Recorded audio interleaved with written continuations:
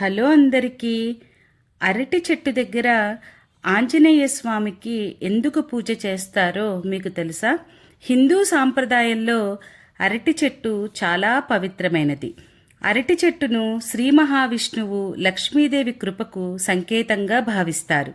ఆంజనేయ స్వామి శ్రీరాముడికి పరమ భక్తుడు కాబట్టి మహావిష్ణు అవతారమైన శ్రీరామునికి సంబంధించిన పవిత్రమైన వస్తువులు ఆంజనేయ స్వామికి ఎంతో ప్రీతికరం. అరటి చెట్టు ఎప్పుడు పచ్చగా ఉండడం వల్ల అరటి చెట్టును ఆయుర ఆరోగ్యం, శుభం, సంపదలకు సూచికగా భావిస్తారు.